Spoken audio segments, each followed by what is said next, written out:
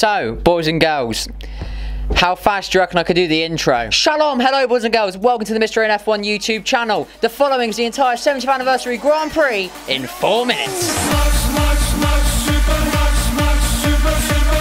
So here we are back at Silverstone once again this weekend for the 70th anniversary Grand Prix, and it's shaping up to like it could be a good one, with Hulkenberg getting a chance to redeem his failed attempt of an outing last week as he qualified third. Nobody panic, but this could happen. Can Hulkenberg get his first podium? Let's find out, as it's 5 red lights and away we go. All cars get away well as Max Verstappen takes Hulkenberg off the line into turn 1 and Vettel spins it around as usual. The Mercs are close up front though as they go side by side through Brooklands, but Bottas just holds on for now. So as things start to calm down, the laps start ticking by, the order doesn't really change much until cars start pitting around lap 7, with the hot weather causing immense tyre wear on most of the field. However, up front, Verstappen's keeping up with both Mercedes, sitting just as second behind Hamilton. Could we finally see a challenge from Red Bull? With Bottas coming into the pits, Verstappen is now right behind Hamilton as they move towards Maggotts and Beckett's, closing in on the hangar straight, but it's not enough to get past this time, with Hamilton deciding to send it to the pits to get rid of those dead soft tyres. Meanwhile, further down the grid, we see a fantastic move from Albert around the outside into Cox. Oh, his arsehole must have been clenched then. So the race is fairly tame at this point. No big accidents, no major controversy. However, there is major strategy at play, as it's starting to look like Max Verstappen could be one stopping, as he's sitting 15 seconds ahead of the Mercedes, who are both struggling on their tyres. Max really could be a threat here. Could we see the first non-Mercedes win of 2020?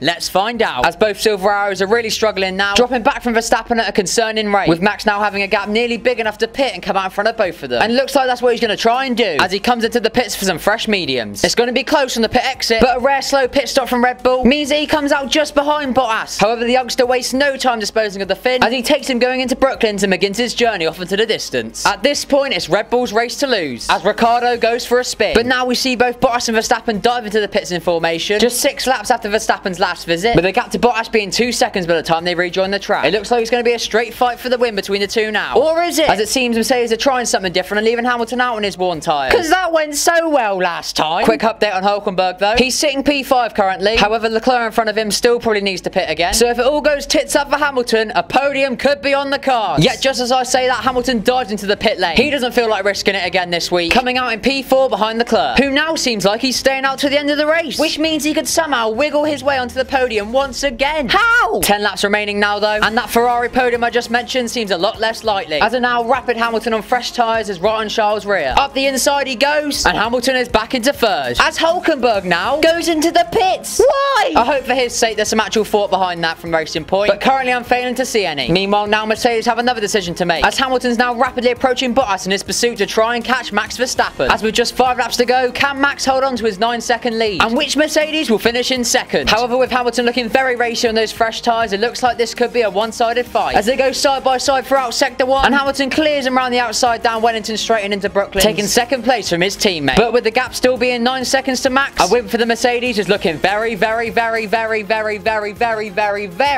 unlikely. However, as we saw last week, it's not over till it's over. However, Max and all 4 of his tyres hold on to win his first race of 2020 at the 70th anniversary Grand Prix. Woof. Well, what a race that was. A slow burner, I'll admit that, as it was all mainly strategy based, but still a great result for Red Bull. Hamilton comes home in second, followed by his teammate, with Leclerc hanging on to get 4th place, which is once again a fantastic drive considering the state of that Ferrari. Hulkenberg came home in 7th in the end. After that, what seemed like random pit stop. My only thought as to why they'd do it is to maybe give Stroll more points, but I don't know. But the one thing I do know is that the battle for second place in the championship is in full swing.